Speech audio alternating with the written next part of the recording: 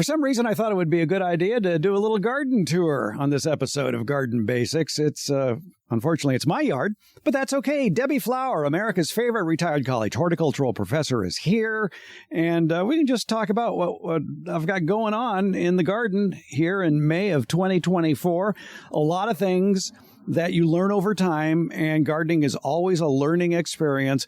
Debbie, I think that's one thing, is that any active gardener is always incorporating, if not just new plants, but new ideas. Yes, and always running into new problems that need to be solved, and that's what keeps me interested in it all. One problem I had, and we're starting here on the northwest side of the yard, outside the garage, it's one of the hottest areas because it's getting reflected heat off a north fence on the south side of the fence. And it's a narrow walkway. It's fairly narrow. It's about 20 feet wide. And I have 3 barrels here on the side. On concrete, too. So there's a lot of reflected heat. Plants I've tried to grow in these barrels in the summertime, I've had limited success with. But then, you learn stuff. And I figured, well, how about trying a determinate tomato that's going to bear one early crop and then getting it out of there before it starts getting hot in July or August. And that's what I have in this first pot here, is a Bush Early Girl, which is a determinate tomato. It sets a good size piece of fruit, too, probably 6 ounces or so. So it's not a cherry tomato, but they tend to all ripen at once. And sure enough, I've got a lot of green tomatoes on this one that will probably turn red in the next 3 weeks or so. And by the time we get that harvested, I can take this out before it starts suffering from the heat and put in something, knowing me, probably something like popcorn that would enjoy the heat. Yes, and you've also got zinnias in with it, and the zinnias like the heat as well. Yeah, and the zinnias are doing quite well they are in doing this container. Fantastically blooming, beautiful. Yeah. Lovely leaves, some red in the leaves of this one that has a pink flower, and over there is the one with the yellow flower with red specks on it. I love zinnias. I think they're very happy. It's a zinnia mix. And now that I'm looking at the plant, I see somebody's been gnawing on one of the tomatoes. So there, that's a tomato hornworm. It's probably, an inch long? And it's eating away. There's never just one. Oh, there he is. Yeah, you're right. How did he get us? I mean, there's worms around here like crazy. Oh, too bad you fell off, worm. Here, let me put you out of your misery. There. Oh, now the concrete is green. Yeah, well, that's life. Yeah, and there's his poop. Yep, there you go. Yeah. Yeah, I don't see any other poop. No, it's very rare. Tomato hornworms are very rare. Very rare here. Over here. Okay. Oh, there's a lot over there. Yeah. Another one on this guy. Oh, okay. Oh, you do the smashing. Sure. That is one integrated pest control management technique, is using the bottom of your foot. Oh, I didn't get him. Oh, he was sticking in the... There he goes. I had a friend who was talking about how he doesn't grow tomatoes anymore because he always has tomato hornworms. And I said, just put a stick near the plant so the birds can sit on it. Mm-hmm. And you've got the fence. That should suffice. And they will come in and eat the worms. Well, this fence is more of a squirrel freeway. Oh, that might keep the birds out. Yeah, and the squirrels do run back and forth. And the reason they like running back and forth here is as we walk down this pathway, you will see a donut peach tree. And usually there is donut peach residue on the ground, usually a half-eaten donut peach or so. And what is interesting... They're coming ripe. They're coming ripe, as you can see. There's somebody's eaten one, and there's somebody's eaten one. And that's why I keep the bucket here, is to throw those in here. But I was trying to figure out, is it squirrels or is it rats? Rats work mostly at night. Yes. So when I come out here in the morning, though, there are no detritus of the donut peaches. So this is a daytime event. And who's awake during the day? The squirrels. Yeah. And birds, but typically squirrels would be the ones doing it. Yeah. So basically, it's if you've got good squirrel control techniques, let us know and you'll be rich. Yeah. That was something my dad always worried about because they fed the birds, and squirrels like to eat the bird food. Now, this poor tree also suffered a great deal from peach leaf curl. Mm-hmm. And I won't say it's recovered, but it is recovering. It's putting on new growth as you would expect it would. As soon as the rain stops, the new leaves pop out. You give it some more fertilizer to help it along, and it's starting to relief. Yes, it is. It's looking, there's some real vigorous growth in places. Yeah, so it's doing fine. Yeah, it is. And the fig tree next to it, too, is doing fine. It's already set its first crop. It hasn't ripened quite yet. This particular fig tree is a Violet de Bordeaux, which is a smaller fig tree, which is perfect for this side of the yard. And it sets 2 crops a year, once in the spring and once in the early fall. And you gave me a start of it, a cutting, and I still have it in a pot, about what a number 15 would be. And it has set about 4 little fruit as well. Now, here's a technique you taught me, and I was amazed how it worked. Now, on this upper bed here on the side of the house, because it does get full sun in the area where it is, I plant squash. Mm-hmm. The squash seedlings you see that are up came up within 5 days of planting the seed. Wow. That's fast. I know. I was amazed that they came up that quick. In fact, I planted 3 different varieties here, and the 2 varieties that came up were early prolific straight neck summer squash and black beauty squash. Those came up. But the grazzini, for whatever reason, decided not to come up. The gray zucchini, it's called.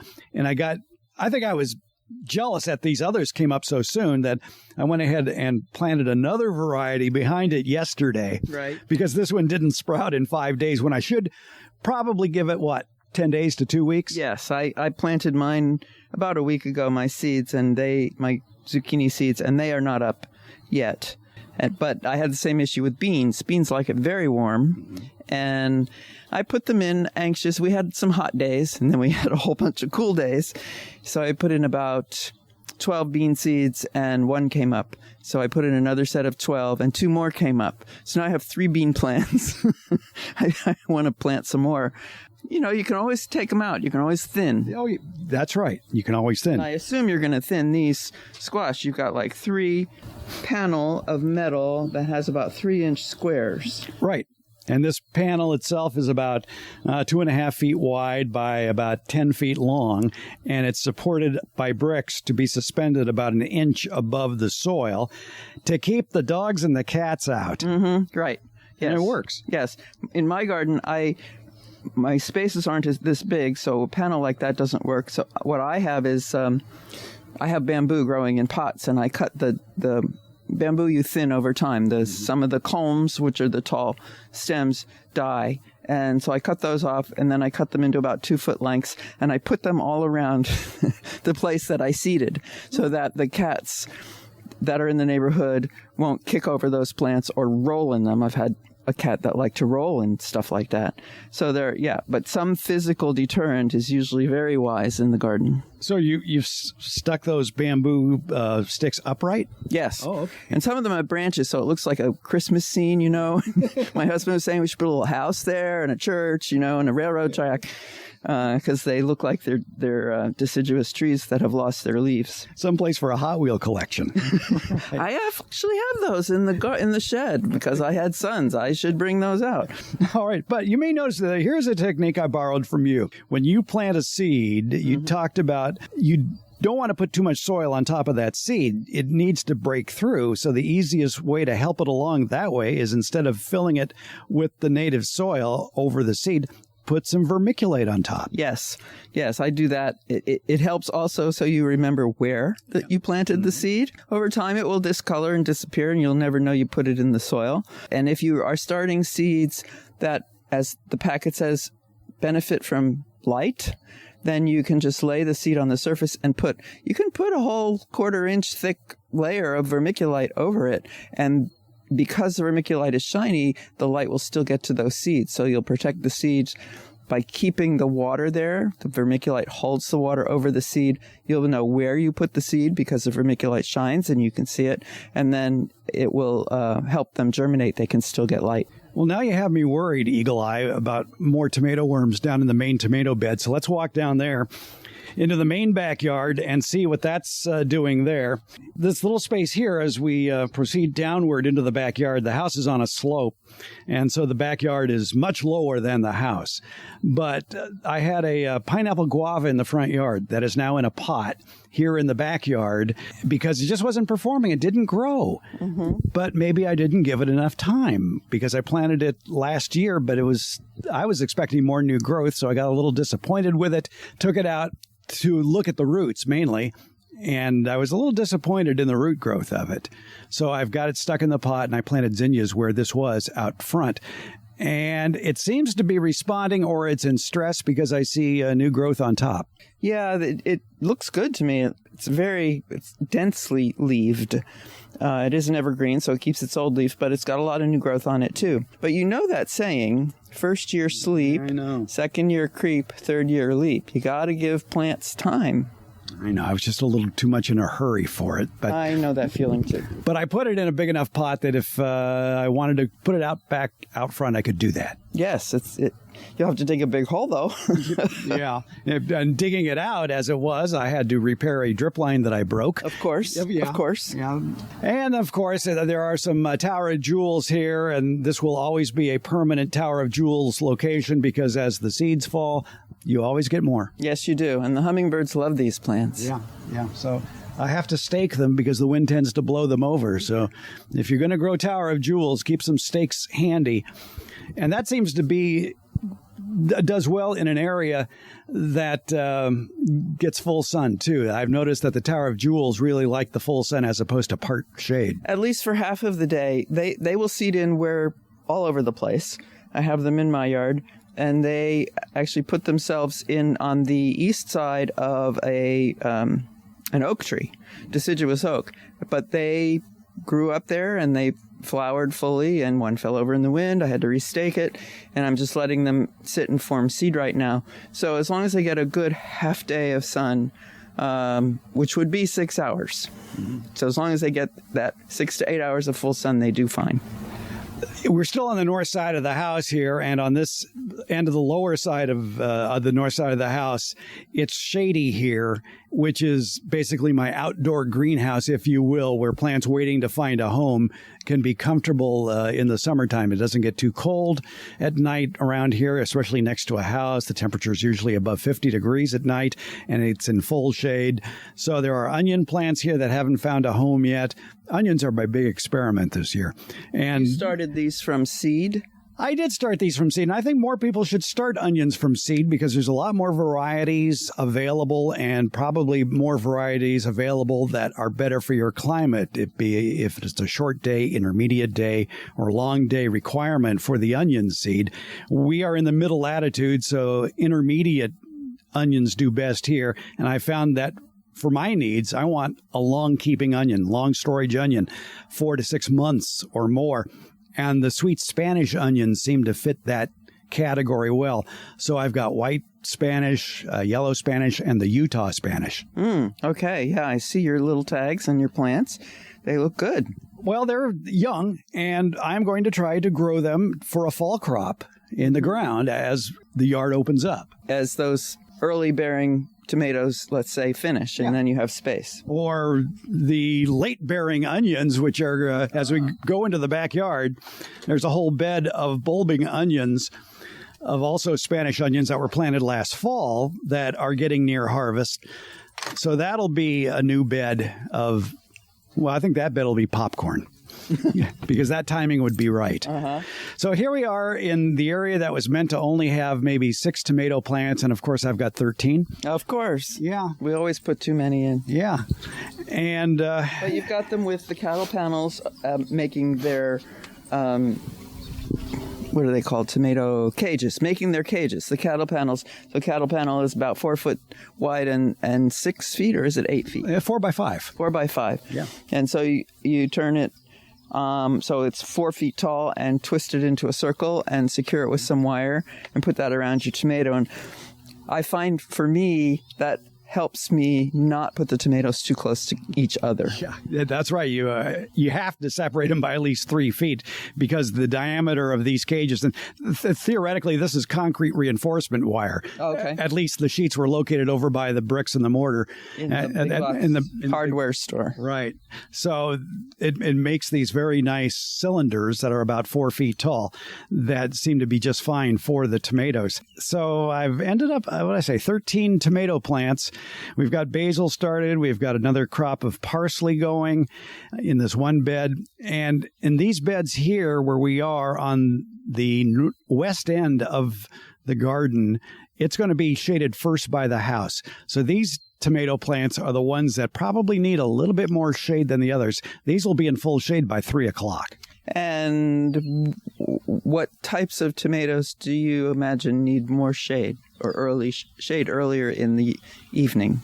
I think the ones that take the longest to mature, the 70 to 80 day variety ones, I've noticed tend to suffer more from sun scald and just drooping too early. But they're still getting, let's see, I'm looking at your neighbor's trees. They're pretty far away. Yeah, the rest of them fell down into the yard. The closer ones, right. So they probably get sun from 7 in the morning till 3 or so? 6 to 3. 6 to 3. Yeah, this time of year. So that's a good 8 hours. So it's a really full sun. It's just not that super hot where we are, that afternoon sun. By the time after 3 o'clock, the earth is heated up, the irrigation drip lines have heated up, the cage is heated up, the plant is heated up, and some plants need relief from that. And shade provides it. And we should mention, too, these are all in raised beds. We've got 1, 2, 3, 4, 5, 6, 7, 8, 9, 10 raised beds. Half of them are 4 by 8, half of them are 4 by 4, all with individual water control valves in each one, so I can turn it off as they approach maturity. Like in the onion bed over there, I'm about to turn the water off on that one to let them mature. They're starting to flower, which is potentially taking energy out of the bulb underground, which is the onion you want to eat from. So yeah, now's the time to encourage them to start decline. Also, I do want to save some onion seeds from these, so I do let half of them flower and trim the heads on the other half. Okay. And do you bag those heads at some point? The ones you want the seed from? Somebody's working that head. I can see it. Yeah. The bees are very happy with it, but I like to just clip the heads off and put them in a paper bag. And then they lose their seed. Yeah. There. And that's one of the beauties of living on a hillside where they've extended the house further to the south, is that the underneath of the house now you can walk in. Please follow me. Okay. We're going to go into something I've always craved for in property is a root cellar. If you live in the Midwest, you're very used to root cellars. Well, in California, root cellars are a rare thing. But we're going to go through the bike barn here. Hello, kids. How are you? Good to see you. And you can go through this door here, and we're going into what appears to be a darkened room, but actually it's the underneath of the house where you can stand up. Oh, and it's nice and cool. And look what got harvested here. The onions. No, these are garlic. Oh, wow, those are big. Yeah, they're small for onions, but they're big for garlic. Yeah, I harvested the garlic yesterday, and just a wonderful aroma. I can smell it, yes. Yeah. These garlic heads here were from last year that I haven't tossed yet because I went through all of them, and anything that had weight I kept, figuring, well, there's still a little bit of life in them. You may not be able to use all the cloves in one of those, but if you take a few heads, you can get a couple of good cloves. Yeah, you got quite a bit there. Yeah. So this basically, in the outside today, it's probably 80, 85 degrees. Right. And in here, it's 68 degrees. Mm-hmm. It's very comfortable. Yeah. And it's not real humid, but it's not super dry. Right. So it's good curing place. Gravel on the ground. And worms in a bin. Worms in a bin, of course. Yeah. Yeah, the worm bins are in here because worms like to be in very moderate temperatures, basically between like 45 and 85 degrees. And this is the most stable area for temperatures like that. And one bin is black and one is green. So in the sun, they would heat up tremendously. And I see you're collecting the runoff. Yep, the effluent. Leachate. Okay. Yes. Worm juice, I was going to say. Leachate that the University of California hasn't figured out if they should recommend usage of that or not. When I had that kind of a worm bin, I did use it. I diluted it and put it on my houseplants, and boy, did they take off. They loved it. Yeah, it's basically worm fertilizer. Right. It's very good fertilizer. And you can go in, of course, to the worm bins and clean out the worm castings from the bottom and use those in your garden. Right. So, yeah, worms, if you have a root cellar, you might think of putting worm bins there. Mm-hmm. All right. But yeah. This is one of my favorite rooms of the house. I saw your cat come in. Yeah, I know. We'll leave the door open so he can get out. He's I've even found him underneath the homes of neighbors' houses here. He's learned. Yeah. Yeah, he's always learning. Now, you may notice in this first bed here, I've got some white row cover on top. Yeah. And what's under that, you might ask? What's under that, Fred? Well, thank you for asking. It is Holy Grails of a California gardener is searching for heat-resistant greens that can take the summer. These actually do pretty good. It's the Tokyo Bacana Chinese cabbage, which looks more like lettuce. Yes, it does. But somebody's been eating it. Yeah, I can see that. And that one's bolting. And that one's bolting. That's the problem with heat in the greens. And heat with a row cover on it, too. Yes, it trapped some heat. So I do what any good gardener would do is I start more seeds. Yes. Yes, and a little bit of chard there. Yeah, a little bit of chard, but somebody's been eating the cabbage. I haven't figured out yet if it's snails, slugs, or birds. So by sprinkling iron phosphate bait around there, that'll take care of the snails and slugs. The row cover keeps the birds from landing. Well, there's also a cabbage worm. Does that, the little white moth with the black spot on it that lays on the brassicas, would that be a possibility, or is this not in that family? No, it is in that family. And I do my best to chase off that little moth every time I see it. Good luck with that. Yeah. Well, you're the eagle eye. Do you see any of those here? I don't. The thing about, the larva of all these things, like the tomato hornworm and the cabbage worm, is that they're the same color as what they eat. Yeah. So it's easier sometimes to look just for their poop. Yep. And I just don't see anything there that looks like there's anything living on the underside of the leaf, nor do I see any beneficials. That looks like parasitized aphids. Yeah. But only 2 of them. That's weird. Yeah. And aphids wouldn't cause this kind of damage. Aphids are sucking, rasping insects, and so they cause stippling, which is yellow dots on the leaves. This would be... This is a muncher. Yeah, a muncher. Exactly. I will reseed this with more greens later on. I'm not too worried about it. Yeah. So we'll see. I mean, that's just one of the issues. The ground cover that you see here is Carapia out of control, because I tried to start it originally as a lawn substitute on 200 square feet that I've reserved for the dogs.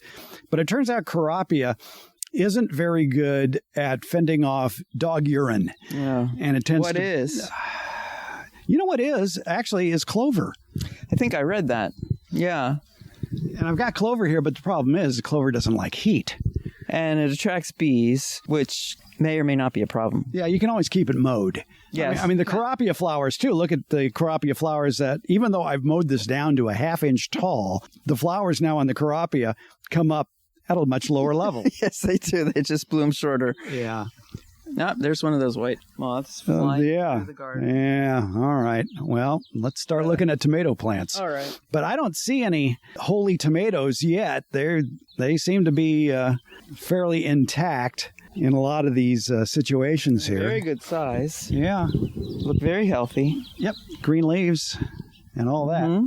Last 2 tomatoes that went in, I planted in yesterday that are some heirloom varieties that Charlie in Brooklyn sent seeds of. Oh, did he? Yes. Okay. Thorburn lemon something. What was it? Charlie also sent a mystery one. He calls it Red Delicious Mystery. So I don't know what that's going to turn into, but it's got a potato leaf on it. It sure does. It doesn't even look compound, although it is. But yeah, it's a bigger, fatter leaf, more like a potato. So we'll do potato leaf tomatoes. Do they resent the sun more?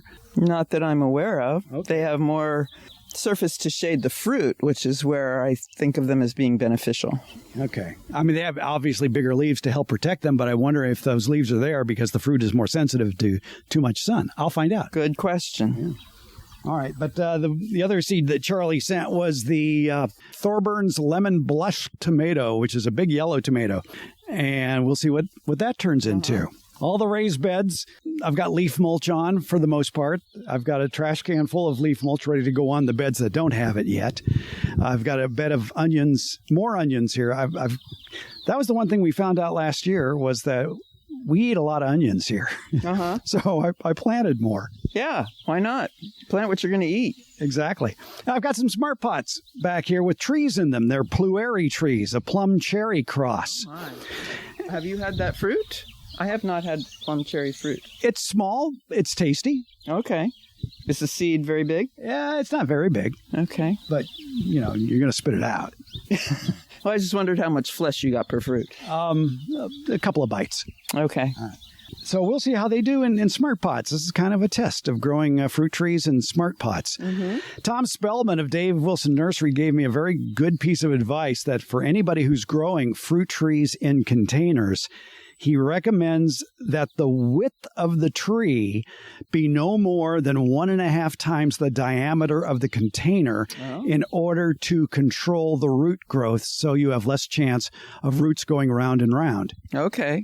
And, of course, control the height of the tree. 1.5 times. So the branches can go to the edge and then half again from the trunk to the edge. So in this case, these smart pot beds are 30 inches wide, so they can go 15 inches outside of that. Beyond.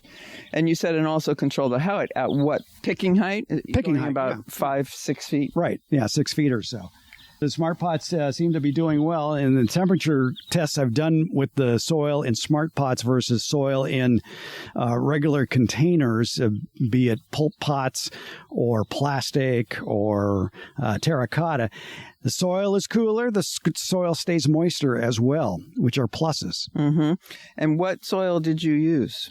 It doesn't look like field soil. It is not field soil, no. I bought bag soil for this to give it a shot, and I used some of Kellogg Garden Products raised bed soil, planter mix. I did that for the smart pot I have, which is only a foot tall and about 50 inches wide, I think. But I mixed it 2 parts of the bagged soil to 1 part pumice. Oh, of course. You're the pumice queen. I'm the pumice queen, yeah. No, to this, I mixed in worm castings and compost as well. Okay, and I haven't done any of that, so I'm going to need to fertilize. I have some dried chicken manure in a bag I can put on top, and then liquid fertilizer is my plan. And of course, because they're young trees and not taking up too much space, I had to add a little bit of color to the front of it. And I put in some zinnias. You want to know the names of the zinnias? Sure. This one on the left is Crouching Tiger. And is that Hidden Dragon over there? Yes, it is. You're kidding. That's cute. And then the other deciduous fruit trees are on the north side of the yard since they're taller growing. And I don't know. There's a lot of things working against the production on these fruit trees, including the neighborhood rats, as well as the squirrels. And I noticed that they tend to leave the citrus alone. So if this year is a bust for these 6-7-year-old plums and apricots and nectarines and pluots, I just might go to citrus. Raccoons like citrus. I can attest to that. Okay. But I get so much citrus, I'm willing to share. Along this back fence, too, I got a big bay plant. And I keep waiting for this. I tore out a rose that I had planted here, and I figured the rootstock was left. Well, let's see what comes of the rootstock. Let's see if it is Dr. Huey or not. And it hasn't shown any red flowers yet. Yeah, I had an area I had a new neighbor, and they came in and wiped out what was on their side of the property, and turns out there was this rose on my side of the property, but it got scraped to the ground. And it came up wasn't this vigorous, and it was in too much shade and full of powdery mildew, and the rose was a single flat red. That's Dr. Huey. Yeah. Well, it's gone now. Okay. Yeah, well, this is going to disappear as well. I was just curious because gardeners are a curious lot to see what would pop up. And, of course, you see a lot of oak seedlings down there. Can you guess which tree fell over in the backyard over there? Yeah, that is, I must pull 100 or more out of my yard every spring. Yeah. I love bay plant, the Laurus nobilis, as a privacy screen because it's evergreen. You can use the leaves in cooking. The birds love it to live in. So this is the Grecian laurel, Laurus nobilis? No, it's Laurus nobilis. It's not the Umbellarea californica. Right. I have the Umbellarea californica, and a family of scrub jays lives in it, and they must have had babies the last 2 weeks in their nest because anytime my cat would go out, I call it the scrub jay thugs, would stand around within 5 feet of the cat and just yell at her. Yeah, that's what the whole time. I wondered, could scrub jays get hoarse? You know, like we get hoarse from talking too much. I don't know the answer to that. They never seemed to. They take turns. Is that what? That's probably true. There were 3. Yeah. It was a gang. Yeah. The gang here are robins. Oh. And they're going after my blueberries. Of course. But my process for controlling that is, just plant enough blueberries for everybody. And 2 rose plants are kind of the focal point of the backyard. It's 2 of my favorite roses. This one is the Lyda rose, Lyda, and the one over there is the Sally Holmes. Oh, yeah, she's really in full bloom. This one, the Lyda rose, this winter got covered by nasturtiums that came up and just covered the entire plant. They climbed up? They climbed up. They crawled all through it, and they blossomed all winter long. And my wife loved it. And I go, really, we should take that out. Oh, no. Well, I finally had my way last month in April, and it was all, this poor rose plant was all bare down below. It was only green up on top where the nasturtium hadn't crawled to yet, but it bounced back. Yeah, it looks lovely. Lots of flowers and many, many buds. Yeah. Roses are... Bee working them, a carpenter bee. Yep. Female. How can you tell? The males are golden and furry with green eyes. They're really handsome. And they will just buzz over a plant that is not something a bee would want to visit, waiting for a female to show up. And the female gets to choose which male she wants to mate with. I'm always amazed how bees are kind to their interspecies, in that you will see many varieties of bees working the same plant. Yes. My mesquite tree was that way this past week. So good for them. We could all learn from the bees on this one. Now, I have a strong belief after years of gardening that if a plant wants to grow, let it grow. And that's what these alströmerias have done, the Peruvian lily. I've tried other plants here. We wanted some red geraniums in there that just have a hard time thriving. But the alströmerias love it. They've spread, as they will, because they're an underground rhizome or tuber. And, bloom. And they make excellent cut flowers. Yeah. And they, you want it? Fine. Right. And they're right around the fountain for the birds. Right. I've discovered that birds are not only attracted to water when they see water, but when they hear the water. Yes. I have a dripper. I just have a plain bird bath, but I have a dripper that makes that noise. Yeah. It seems to work. There's a brugmansia over here with the big yellow tubular flowers that seems here to bloom year-round, and they just have the most wonderful aroma at night. It's like you're in a tobacco shop. Yours is much bigger than mine. Mine is more exposed, and yours is up against a redwood from the south, and mine died back this past year all the way to the ground. Yeah, it does best on the north side of buildings, I've found around here, but this brugmansia, the Charles Grimaldi, has that protection from the redwood and just seems to be thriving. Yeah, beautiful. And then moving on over here to the other side of the yard, we were before on the north side of the house. Now we're proceeding towards the south side of the narrow walkway of the house. And look at all the blueberries that the birds could take advantage of. I've discovered 2, and I got to try them, of course. Yeah, don't talk with food in your mouth. Yeah, right. When it comes to harvesting blueberries, I've discovered that when you go to pick them, if you have to pull a little bit, they're going to be tart. If, on the other hand, they just fall out into your hand, if they roll into your hand, they're ready. Right. Yeah, we've done some U-pick, and I found that as well. It's really easy. You just hold your container under it and roll down the branches. Looks like it might be hard because they're mixture that it isn't, all the berries aren't ripening at the same time, but as far as harvesting, they just slide right off. If you do it gently enough. Yes. You can save them. So this is onions? That is onions. Jeannie wanted a container where she can go out and get green onions or bunching onions as quickly as possible. So there you go. Yeah. There's that. I chose the blueberry varieties. There are 4 blueberry varieties here, and I chose them based on the size of the berry that they produce. Like big berries? Big berries. Yes. We're a small berry family. Well, then you're working harder than I am. But yeah, if you're shopping for blueberries, if the signage says it's large berries and you don't want to spend your time trying to pick off small berries with forceps or whatever, go with the big berry varieties. All right, we're coming to Citrus Row over here on the south side of the property. Well, you've got thyme here. Oh, yeah, that's right. There's thyme in there, too. I have found, I just bought another thyme plant that I think they do better here in a container than in the ground. We'll find out. Okay, It's the first time I've had it in the container. I haven't. It's still in its 4-inch where I bought it, or 3-inch, or whatever it is. And I had 2 in the ground, one for a long time. It's gone. It's done. I have another one in the ground. It looks like it's coming back. It flowered this year, and I'm going to put one in a pot and see. I suspect it's the drainage on my property, that it's not as good as the time would like it to be.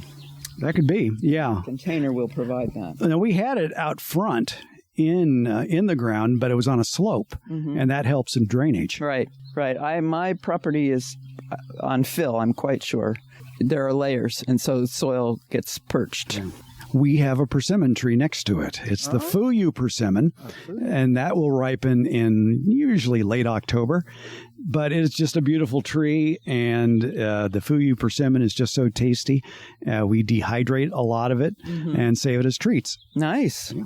Very interesting floral development, fruit development. Yeah, it is. It needs thinning to keep the branches from drooping, and I just cut it back last year after harvest to keep it at a more easily reachable height. You see its response. Yeah. Send up these shoots, which then also need to be pruned. Yeah. All right, then we come to basic, mandarin row here, and there's still some fruit from last year. I believe this is the blood orange actually here, and the blood orange was very tasty this year. It was the last citrus to be harvested. Right, they're late. And now I'm thinking, well, I should expand the timing for citrus here in California for ripening, because there are varieties like Midnight Seedless or Midnight Valencia and Lane Late Navel Orange that ripen late spring, early summer. Yeah. I have 2 navels and they're done. The lemon still has fruit on it, but it's technically done. Right. And the mandarins, there's 3 different types of mandarins here. They're basically all harvested. And usually with mandarins, you have a huge year and then not much of a year. Oh, alternate bearing. Yep. And that's what this one is doing. So it'll be thin pickings come this fall. Okay. But that's okay. It's fine. And it's hard to stop a Meyer lemon from producing. The thing about a Meyer lemon are the thorns, the spikes. Yes. Armed and dangerous. Yes, they are armed and dangerous, but it does produce usable lemons that can hang on the tree for quite a while. Yes, mine is loaded right now. Yeah, your neighbors get tired of taking them from you. My neighbor wanted to give me hers. Yes, I know how that goes. Now, here's a test area for smart pots. Oh. It is the absolute hottest area. It's a narrow walkway. It's maybe from the end of the citrus trees to the wall of the house, a south-facing wall of the house, maybe 6 to 8 feet. And along the house are 5 smart pots, 1 terracotta pot, and 1 plastic pot. And I'm always sticking my soil thermometer in it and my moisture meter in it to see, how are they doing? And it's always the smart pots that have the lowest soil temperature and the best retention of moisture. Okay. That explains why my zucchini aren't up. They're in the smart pot, and it's got the lowest temperature. They like it hot. Oh, yeah. You got a potato here. And a potato, yeah. I forgot it. But the Clancy potato grown from seed. Oh, wow. That's right. I forgot that you were doing that. Yeah. And it produced a small crop and what back in January. What is special about the Clancy? The Clancy. Clancy. Well, it's a seed. It's not a seed potato. It's an actual seed that you plant, which is very rare in the world of potatoes because most potatoes are planted from slips. Cloned, yes. Yeah. So, and it comes back true from seed. And growing. It's flowering. It's a very pretty purple Solanaceae flower. Yeah. And it's easy to harvest potatoes when they're in a smart pot because you just turn the whole pot over, dump it out, harvest your potatoes. You don't have to worry about leaving any behind. Yes. If you plant potatoes in the ground, that bed will always be a potato bed. Always. Yeah. Because you'd miss some. They might be really tiny, just the tip of your finger, but they'll grow from that. So anyway, let's get out of the heat of this side of the house here. And so anyway, that's my backyard. As you can tell, it's mostly food, and that's what I want. Are plants that will produce food at some point or another in the yard. And they do that. The front yard is more ornamental than this, but there is some food out there. But no, it's as you know, yards are a work in progress. They're always. And you may have seen in the driveway, there's another 8 yards of mulch waiting for me to shovel back here that were dropped off by the local tree trimming company. I have half a pile in my backyard, yes. So that's ongoing labor doing that. So the next thing we ought to do, we ought to pay a visit to your yard. Well, okay, we can do that. All right, we will. Debbie Flower, thanks so much. You're welcome, Fred.